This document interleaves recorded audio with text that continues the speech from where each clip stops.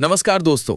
आज हम बात कर रहे हैं देश की मौद्रिक नीति के उस पहलू की जिस पर आम निवेशक से लेकर बड़े कॉरपोरेट तक की नजर टिकी हुई है।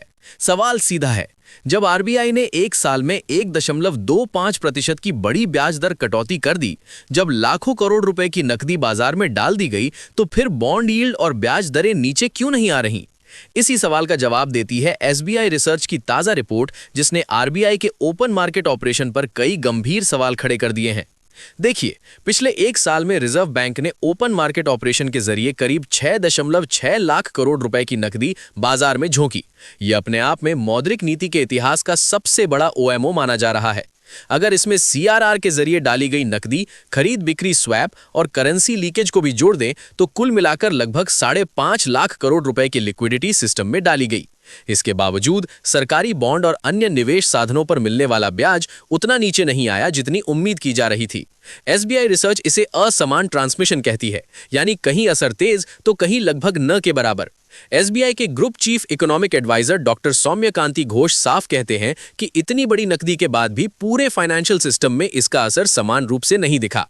हालांकि एक सकारात्मक पहलू यह जरूर है कि बैंकों की कर्ज दरों में तेज गिरावट आई है और बैंकों की लोन दरों तथा कॉर्पोरेट बॉन्ड यील्ड के बीच का अंतर काफी हद तक कम हुआ है। इसका सीधा मतलब यह है कि कंपनियों के लिए बैंक से कर्ज लेना अब ज्यादा सस्ता और आसान हो गया है। इसी वजह से एक बड़ा बदलाव देखने को मिल रहा है। अच्छी रेटिंग वाली बड़ी कंपनियां अब बाजार से बॉन्ड जारी करके पैसा जुटाने के बजाय बैंकों का दरवाजा खटखटा रही हैं। रिपोर्ट बताती है कि बैंकों के करीब 65% कर्ज बाहरी बेंचमार्क आधारित कर्ज दरों से जुड़े हैं। यही कारण है कि आरबीआई की ब्याज दर कटौती का असर बैंकों की लोन दरों पर तेजी से दिखा। नतीजा ये हुआ कि नए रुपए के कर्ज पर औसत ब्याज दर 2025 में 62 बेसिस पॉइंट घटकर नवंबर 2025 में 8.71% पर आ गई। लेकिन कहानी का दूसरा पहलू भी उतना ही अहम है। अगस्त 2025 से मुद्रा बाजार की ब्याज दरों में बढ़ोतरी देखी गई। दिसंबर में भी जब मौद्रिक नीति और नरम की गई, तब भी ब्याज दरें नवंबर के मुकाबले ज्यादा रहीं। बॉन्ड बाजार की बात करें तो 10 वर्षीय AAA कॉर्पोरेट बॉन्ड की यील्ड जून की शुरुआत तक जरूर घटी, लेकिन उसके बाद फिर चढ़ने लगी।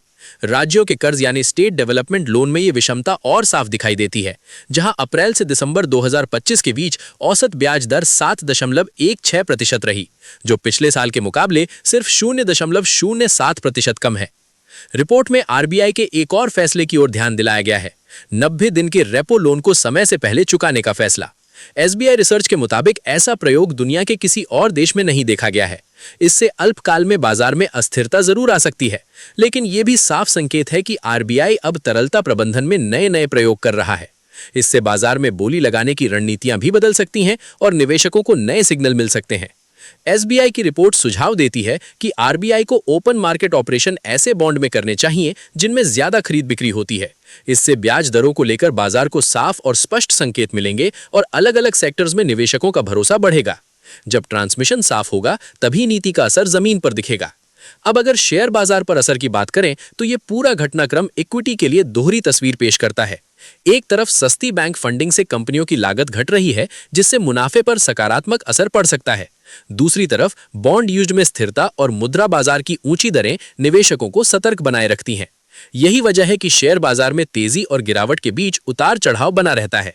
लेकिन लॉन्ग टर्म में अगर तरलता का ट्रांसमिशन बेहतर हुआ तो इक्विटी बाजार को इससे सपोर्ट मिलना तय है। तो निष्कर्ष साफ है, आरबीआई ने तरलता बढ़ाने में कोई कसर नहीं छोड़ी, लेकिन अब जरूरत है ओपन मार्केट ऑपरेशन में और ज्यादा सटीक, ज्यादा टारगेटेड और ज्यादा प्रभावी प्रयोगों की। तभी ब्याज दरों का फायदा हर कोने तक पहुंचेगा और बाजार में भरोसा मजबूत होगा।